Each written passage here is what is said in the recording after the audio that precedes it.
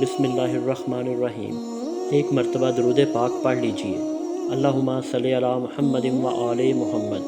ہدایت Islamic studio کے معزز ناظرین، السلام علیکم۔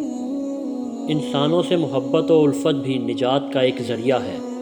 سکون و عافیت وہیں ہے جہاں اخلاق و انصاف کی حکمرانی ہو۔ بڑا وہ ہے جو اپنے نفس پر غالب آئے۔ مبارک ہیں وہ جو امن پسند ہیں، سعید ہیں وہ جو اپنے والدین کی خدمت کرتے ہیں۔ لوگوں کے دلوں میں خوشی کے کمل کھلانا بہت سی زیادتیوں سے افضل ہے۔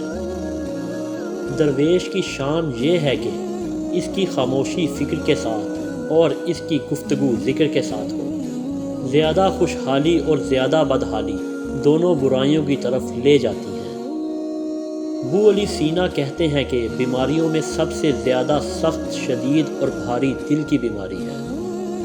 حقیقی خوبصورتی کا سرچشمہ دل ہے۔ اگر دل تاریک ہے تو روشن آنکھیں بیکار سی ہیں۔ غلط فہمی نفرت سے نہیں بلکہ ملنساری، محبت، صلح جوئی اور دوسروں کی خوشیوں کا لحاظ کرنے سے دور ہوتی ہیں۔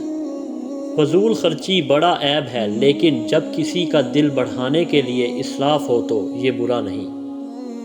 جو شخص انتقام کے طریقے سوچتا رہے گا، اس کے زخم ہمیشہ تازہ رہیں گے۔ نیکوں کی صحبت سے پورا فائدہ نہ ہوگا جب تک آدمی بروں سے بچا نہ رہے۔ قلت عقل کا اندازہ کثرت کلام سے ہوتا ہے۔ جس راز کو تم دشمن سے چھپانا چاہتے ہو، اسے دوست سے بھی چھپاؤ۔ قلب کا سچا سکون تو اللہ کی یاد سے حاصل ہوتا ہے۔ ہزاروں دوستوں کی دوستی اتنی مفید نہیں جتنی ایک دشمن کی دشمنی مضر ہو جاتی ہے۔ آدمی کے ظاہر ہی سے باطن کا اندازہ ہوتا ہے۔ مرد کا امتحان عورت سے، عورت کا روپے پیسے سے، اور روپے کا امتحان آگ سے ہوتا ہے۔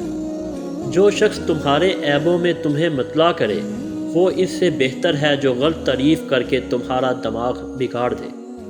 جو شخص ایسے دوست نہیں رکھتا کہ اس کے آگے اپنے دل کی باتیں کہے، وہ مردم خوار ہے جو اپنے دل کو کھاتا ہے۔ وہ عادت بد جس کے تم خود شکار رہے ہو، جب تک تم اسے دور نہ کر دو، دوسروں سے دور کرنے کی نصیحت نہ کرو۔ تم جس کام کے کرنے سے شرماتے ہو، اسے زبان پر لانے سے بھی شرماؤ۔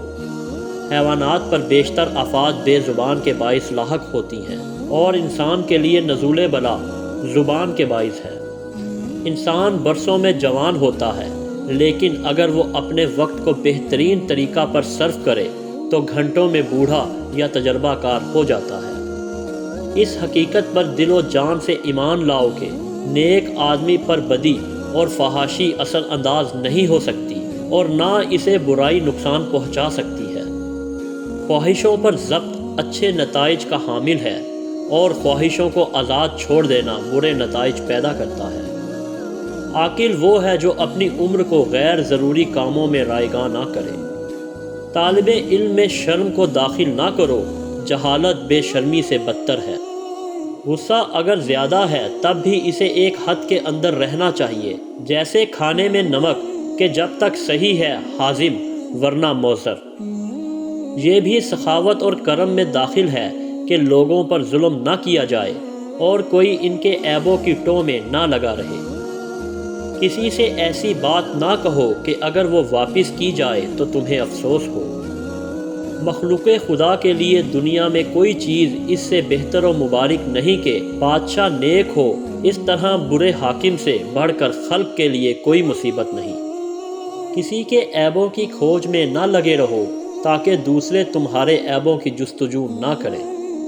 بقرات حکیم کہتے ہیں کہ فن طب کے طالب کو آزاد، ذکی اور ذہین ہونا چاہیے، سنجیدہ، صاحب غم اور شیریں گفتار ہونا چاہیے، خوش اخلاق، کریم النفس اور مستقل مزاج ہونا چاہیے۔ اگر کسی بات پر غصہ آئے تو اپنی طبیعت کو قابو میں رکھنے والا ہو، باہمت اور دلیر ہونا چاہیے۔ سچی بات غور سے سنو، چاہے کہنے والا کوئی بھی ہو۔ ہم دولت سے کتابیں حاصل کر سکتے ہیں، علم نہیں۔ قدرت نے دماغ کو دل سے بالا مقام پر رکھا ہے، اس لیے ہمارے جذبات تقاضائے عقل کے تحت رہنے چاہیے۔ عالم دین کا طبیب ہے اور دولت دین کا مرض۔ نیکی اور شرافت ہی اصل دولت ہے۔ خوبی اور نیکی دولت سے پیدا نہیں ہوتی، بلکہ دولت خوبی اور نیکی سے وجود میں آتی ہے۔ اگر کوئی شخص اپنی دولت پر فخر کرے تو اس کی تعریف نہ کرو جب تک کہ یہ معلوم نہ ہو کہ وہ دولت کو کس طرح کام میں لاتا ہے۔ جو شخص دولت مندوں کی خدمت و قرابت اختیار کرے، اسے چاہیے کہ ان کی طرف سے جو ذلت و اہانت اس کو حاصل ہو، اس پر فریاد نہ کرے۔